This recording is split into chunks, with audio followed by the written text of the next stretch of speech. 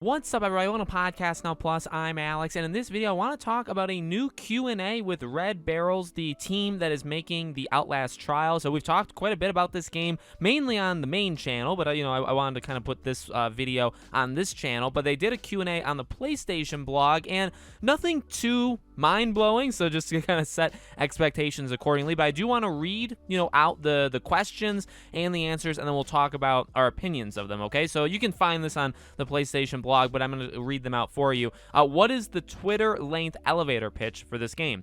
In the Outlast trials, you've been abducted by the Murkoff Corporation to go through unethical experiments that will modify your psyche and behavior, whether you go through the trials by yourself or in teams. If you survive long enough, Murkoff will happily let you return into society, but will you be the same? What would you consider the new key gameplay innovation for this title, and what sets it apart from other games in the team-based multiplayer horror genre, as well as the previous Outlast entries? This time you can choose to survive with friends. If the previous games could be compared to movies, the Outlast Trials is more like a TV series. Your journey to freedom will be a long one. Why is now the right time for the reveal? We simply wanted to give our fans an update and the unfortunate news that we have to delay into 2022. We're getting closer than ever, but we need more time to refine the game. With each game, we try to give ourselves a new challenge, and the Outlast Trials is no exception. What do you hope players will feel when playing this game? Whether you play alone or with friends, we want players to feel like they're fighting for their lives and their right to freedom, but can you have freedom of the body without freedom of the mind? How would you describe the game's art design, and what are some of the inspirations behind it? The approach used is the same as the previous Outlast games: twisted realism, decadence, and in-your-face gore. How are you designing the main character in a way that will appeal and connect with players? Iconic nemesises are part of the Outlast DNA, and this time we have more variety than ever. Players will get to know many weird, dangerous, and violent characters. Although they're also victims of Murkoff, most of them are definitely more than happy to prevent you from completing the program.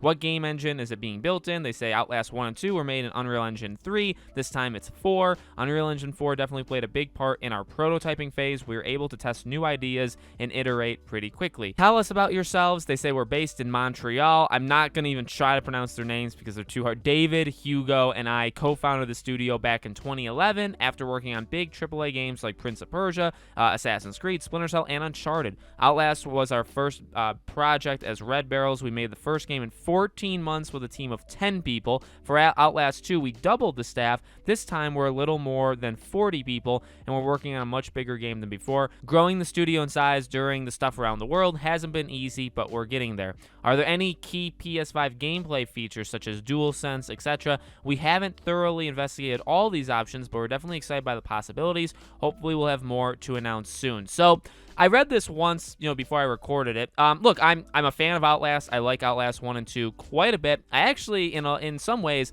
like Outlast 2 more, which is probably a hot take. I mainly like the school haunting sections. I think that is better than a lot of parts of Outlast 1, but they're both really good games, and I'm looking forward to the Outlast trials. I've had concerns. I'm not going to hide them. I'm not going to pretend like I'm just, like there's nothing to worry about with this game, like it's just perfect. No, there's definitely things that concern me, and the Q&A, this Q&A I don't think is very good. I mean, I'm just going to say that, and you guys can let me know what you think in the comments, but I don't, the questions are decent, but the answers are not, I would say, all that great. When they literally say, like, what are the new gameplay innovations? I get it.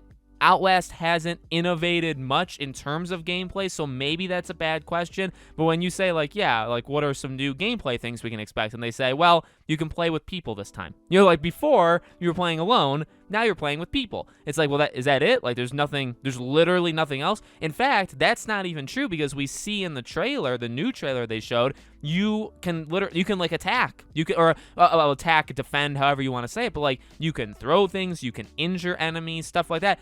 That's in the game, so why didn't you mention that? So that's it's just odd that they say that. I don't get. The Outlast is more like, they say Outlast is more like movies, Outlast 1 and 2. Outlast Trials is more like a TV series, your journey to freedom will be a long one. I don't like how they also put like weird quotes actually below it when it's like, what do you hope players will feel? They say, you know, whether you're alone or playing with friends, we want players to feel like they're fighting for their lives and their right to freedom. That's fine. You stop there. But then they added, but can you have freedom of the body without freedom of your mind? It's like some weird, like a quote you'd hear in a game or a movie, and it's like you don't have to put that as your answer in an interview. It kind of seems, it seems weird. You know, I'm taking shots. I think that these seem to be, you know, nice people. I'm not saying, you know, it's not a slight against their character or anything, but, you know, I don't love the answers. It honestly doesn't feel like there's much innovation, if any, you know, going on here. Even like this is the PlayStation blog, so you think they picked this game specifically for a reason, and maybe the reason would be, you know, because the last question, DualSense with the haptic triggers. Now, they didn't even say, because you could do like the 3D audio, right? PlayStation is you know, kind of the leader of that. You know, I think actually both of those would work. Like a horror game, the more you can make us feel like you're in it, the better it is. I think the more enhanced a horror game would be. So for a horror game to not have the DualSense and not have 3D audio, again, I know they're both new, but to not have them, it's like, okay.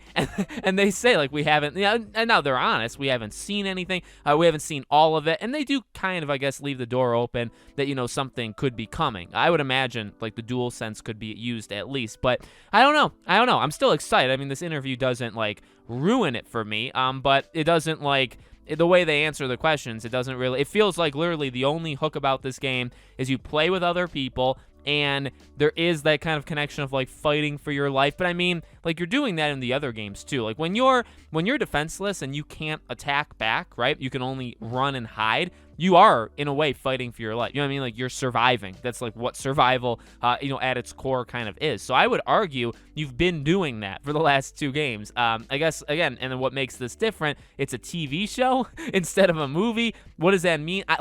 The first thing I think of is like a lot more variety in locations. That's like I don't know why that's the first thing I think of. I don't even think that's right, but for whatever reason, that's the first thing that comes to mind. So, you know, I'm still excited for it. I guess the best thing in the interview is when they said, we're getting closer than ever. When they said we have to delay the release into 2022, we're getting closer than ever. We need more time to refine the game. When it was delayed at Gamescom, like it was shown 2022, I said in that live stream that I don't have a good feeling about that, because if you just say 2022, to me that means more of a fall game. I think if you had like a January through April thing in mind, you'd maybe give like a spring 2020. Like you give a window instead of a huge window, I guess, which is the entire year. However, with that quote, maybe there is hope that we can get it the first half. You know what I mean? So basically, I was expecting, up until now, second half of next year. That's just what I thought.